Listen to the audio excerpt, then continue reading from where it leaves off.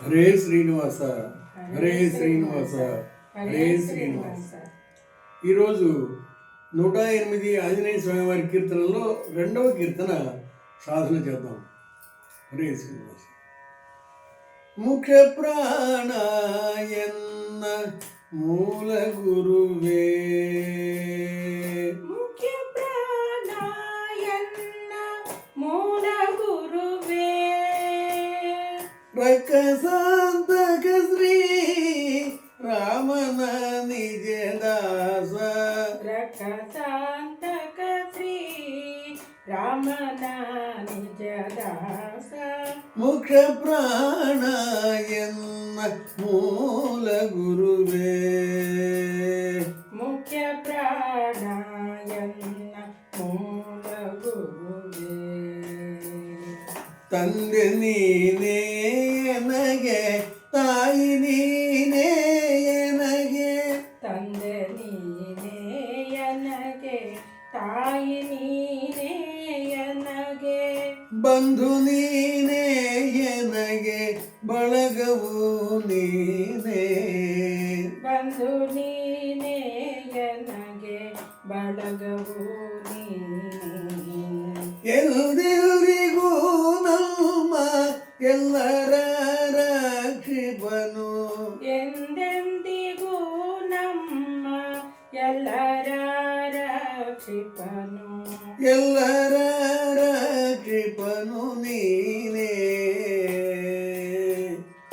ಎಲ್ಲರ ರಕ್ಷಿಪನು ನೀನೇ, ಹೇ ಮುಖ್ಯ ಪ್ರಾಣಾಯನ್ನ ಮೂಲ ಗುರುವೇ, ಹೇ ಮುಖ್ಯ ಪ್ರಾಣಾಯನ್ನ ಮೂಲ ಗುರುವೇ, ತಾತ ನೀನೇ ನನಗೆ, ಕರ್ತ ನೀನೇ ನನಗೆ, ತಾತ ನೀನೇ ನನಗೆ, ಕರ್ತ ನೀನೇ ನನಗೆ, ವಿತ್ತ ನೀನೇ ನನಗೆ, ವಿಭವ ನೀನೇ, ವಿತ್ತ ನೀನೇ ನನಗೆ, ವಿಭವ ನೀನೇ, ಸತ್ಯ ನೀನೇ ಸದಾ ಚಾರವು ನೀನೇ, ಸತ್ಯ ನೀನೇ ಸದಾ ಚಾರವು ನೀನೇ, ಸತ್ಯ ನೀನೇ ಸದಾ ಚಾರವು ನೀನೇ, ಸತ್ಯ ನೀನೇ ಸದಾ ಚಾರವು ನೀನೇ, ಮುಖ್ಯ ಪ್ರಾಣಾಯನ್ನ ಮೂಲ ಗುರುವೇ, ಹೇ ಮುಖ್ಯ ಪ್ರಾಣಾಯನ್ನ ಮೂಲ ಗುರುವೇ,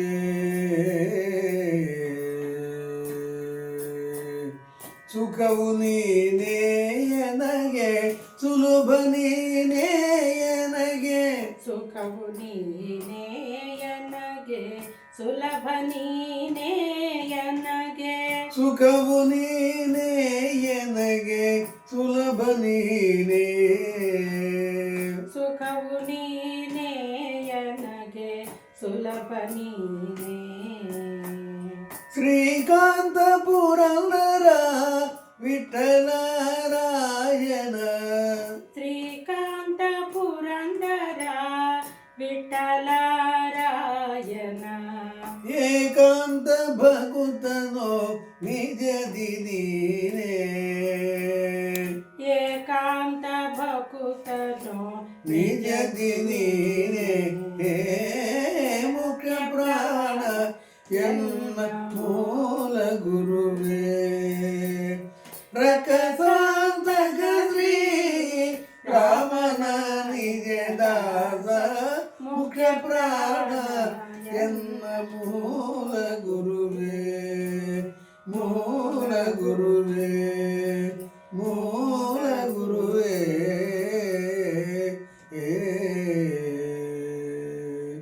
జయ ఆంజనేయ వరద గోవింద గోవింద. హరే శ్రీనివాస. మానవులకు మాత్రమే కాదు, సృష్టిలో ప్రతి ఒక్కరికి కూడా ముఖ్యమైన మూల గురువు వాయుదేవుడే. ఎందుచేత అంటే దేవతలందరూ కూడా 33 కోట్ల మంది దేవతలలో ఒక సందేహం వచ్చింది ఒకసారి. ఇప్పుడు నేను చెప్తున్నది ఇది ఒక ఉపనిషత్తు యొక్క సారాంశం. నేను గొప్ప నేను గొప్ప అని ఎవరికి వాళ్ళు తమను తాము గొప్పగా అనుకుంటూ ఉన్నారు. ఇది పెద్ద వాదానికి ప్రారంభమైంది. చివరికి అందరూ కలిసి సృష్టికర్త బ్రహ్మదేవుణ్ణి ప్రార్థించారు. స్వామి, ఈ 33 కోట్ల మంది దేవతలు ఉన్నాం కదా, మాలో ఎవరు శ్రేష్ఠులు, ఎవరు గొప్పవారు, ఎవరు ఉత్తములు, ఎవరు ముఖ్యులైనటువంటి వారు అని అది తెలపాలని బ్రహ్మదేవుని ప్రార్థించారు. వాళ్ళ యొక్క ప్రార్థన ప్రకారంగా వాళ్ళందరికీ కూడా జ్ఞానం కలగడానికి బ్రహ్మదేవుడు ఒక వ్యక్తిని సృష్టించాడు. సృష్టించి దేవతలందరికీ చెప్పాడు, మీరందరూ ఈ దేహంలోకి ప్రవేశించండి అని. ఎందుచేతంటే మానవుడి దేహంలోనే 33 కోట్ల మంది దేవతలు ఉన్నారని వేదాలు చెప్తున్నాయి, గ్రంథాలు చెప్తున్నాయి, పురాణాలు చెప్తున్నాయి. అందుకనే దేహమే దేవాలయం అంటారు. కాబట్టి దేవాలయం అన్నప్పుడు దేవుడు కూడా ఉండాలి. కాబట్టి హృదయ కమలంలో, అష్టదళ కమలంలో, హృదయంలో శ్రీమన్నారాయణమూర్తి కొలువై ఉంటాడని వేదాలు చెప్తున్నాయి. అంటే మన దేహంలో, మన శరీరంలో భగవంతుడు ఉన్నాడు, 33 కోట్ల మంది దేవతలు ఉన్నారు. దేవతలందరూ వాళ్ళ వాళ్ళ స్థానాల్లో వాళ్ళందరూ కూడా ఉన్నారు. కుడి కన్నులో సూర్యుడు, ఎడమ కన్నులో చంద్రుడు, అలాగే హృదయంలో చంద్రుడు, అలాగే చేతిలో దక్ష ప్రజాపతి. ఈ రీతిగా దేవతలందరూ వాళ్ళ వాళ్ళ స్థానాల్లో చేరుకున్నారు. బ్రహ్మదేవుడు సృష్టించినటువంటి ఆ దేహంలో అందరూ ప్రవేశించిన తర్వాత దేహం కదలలేదు. చివరికి అందరికంటే ఆఖరుగా వాయుదేవుడు ప్రవేశించాడు ఆ దేహంలోకి. ఎప్పుడైతే వాయుదేవుడు ప్రవేశించాడో మరుక్షణమే ఆ దేహం కదలడం, చలనం ప్రారంభమైంది. తరువాత బ్రహ్మదేవుడు చెప్పాడు, దేవతలందరినీ ఆ శరీరంలో నుండి, ఆ దేహంలో నుంచి వెలుగులకి రావడానికి ఆజ్ఞాపించాడు. అప్పుడు దేవతలందరూ 33 కోట్ల మంది కూడా ఆ దేహంలో నుంచి బయటికి వచ్చారు. కానీ శరీరం కదులుతూనే ఉంది. చివరిగా అందరికంటే ఆఖరుగా వాయుదేవుడు బయటికి రావడంతో ఆ శరీరం పడిపోయింది, నిశ్చేతంగా ఉంది. అప్పుడు బ్రహ్మదేవుడు చెప్పాడు, కనుక ఇప్పటికి మీకు అర్థమైందా, దేవతలందరూ గొప్పవాళ్ళే, కానీ అందరిలోకి ఉత్తమోత్తమ శ్రేష్ఠుడైనటువంటి వాడు జీవోత్తముడైనటువంటి వాయుదేవుడు. కనుక వాయుదేవుడు లేనిదే ఏ జీవితానికి, ఏ జీవానికి, ఏ జీవికి జీవితమే లేదు అని చెప్పడంతో అందరికీ అర్థమైంది. అందుచేతనే ప్రతి మానవుడు, ఇది జాతి మత కుల విచక్షణ లేకుండా ప్రతి వాళ్ళు కూడా వాయుదేవుడిని ఉపాసన చేయవలసినటువంటి అగత్యం ఎంతో ఉంది. పైగా రాబోయే కల్పంలో మనకు బ్రహ్మదేవుడిగా రావడానికి వాయుదేవుడు సిద్ధంగా ఉన్నాడు.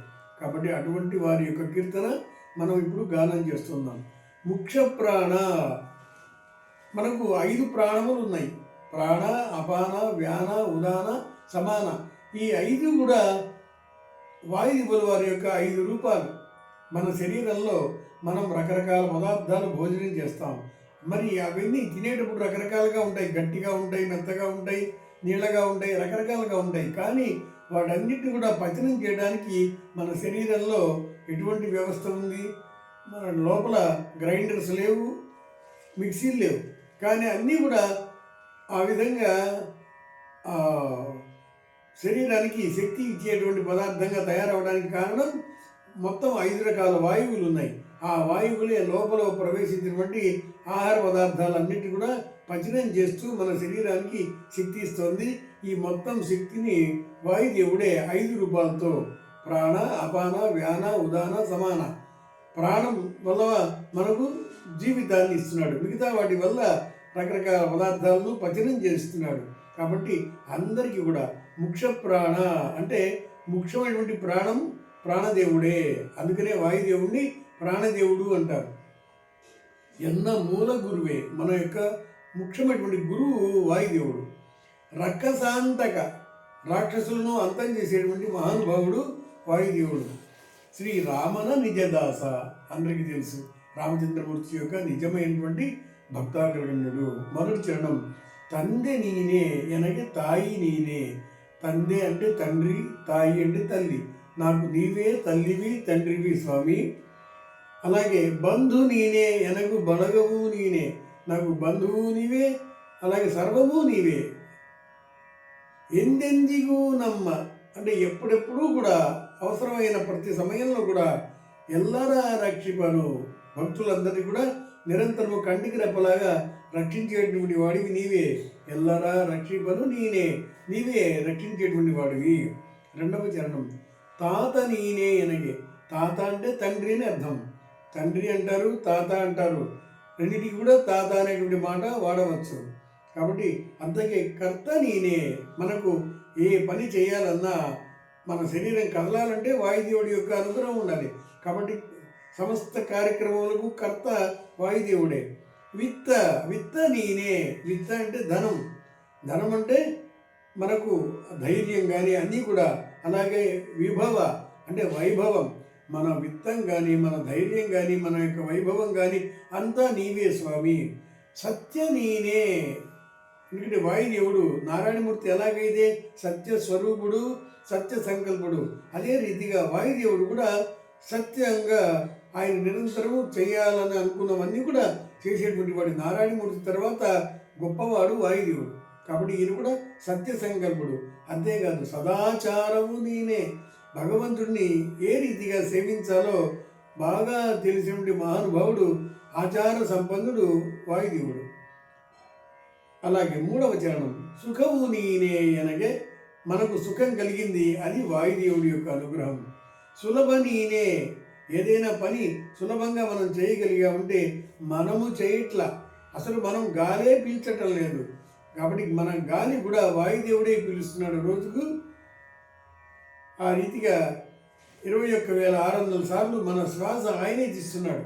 కాబట్టి సులభము నీవే.